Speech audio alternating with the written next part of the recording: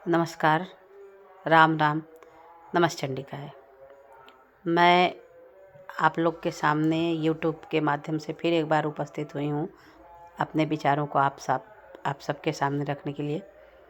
मैंने एक पत्रकार को अनिरुद्धाचार्य जी महाराज से प्रश्न करते पूछा कि भगवान ने इतने विवाह किए, एक से अधिक पत्नियां रखी, क्या यह उचित है? तो मतलब पता नहीं कहाँ बुद्धि चली गई है लोगों की।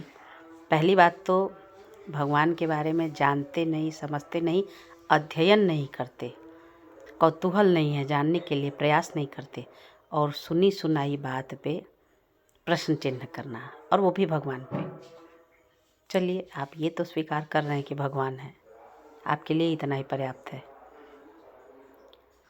तो मैं ये बता दूं कि जिसने भगवान से ये प्रश्न चिन्ह, भगवान के विषय में ये प्रश्न चिन्ह किया कि 1 से 2 पत्नियां उन्होंने रखी, तो उसके दिमाग में ये नहीं आया कि उन्होंने तो कालिया पे नृत्य भी किया था, उन्होंने तो 7 वर्ष की अवस्था में गोवर्धन भी उठाया था, उन्होंने पूतना का भी वध किया, उन्होंने शक्टासुर का वध किया, वकासुर का, अघासुर, जाने कितने असुरों का वध किया, एक नवजात शिशु के रूप में वृक्षों का उद्धार किया। आप ये सब पे नहीं जाते, आप ये जाते हैं कि उन्होंने इतना विवाह क्यों किया, क्या यह उचित है?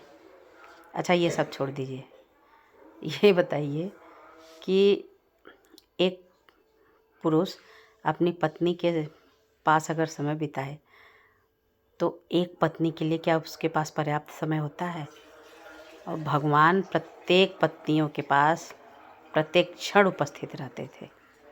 16,108 पत्नियों में से किसी को ये अनुभव नहीं होता था कि वो मेरे पास नहीं है, या फिर उन पत्नियों में से किसी एक को भी 16,108 दिन तक प्रतीक्षा नहीं करनी पड़ती थी। और यहाँ तक कि पहाड़ी ग्रहण भी एक ही समय सबके साथ उन्होंने किया। 16,100 राजकुमारियों के साथ विवाह किया, 8 पटरानियों के साथ विशेष परिस्थितियों में, विशेष अवसरों पर विवाह किया। तो भगवान पे प्रश्न चिन्ह उठाने से पहले आप अध्ययन करिए, प्रयास करिए, जिज्ञासु होइए, कौतूहल अपने अंदर उत्पन्न करिए कि वो क्या है, उनकी विशालता, उनकी विराटता को जानने के लिए प्रयत्नशील होइए, अनायास बकवासों में न फंसिए।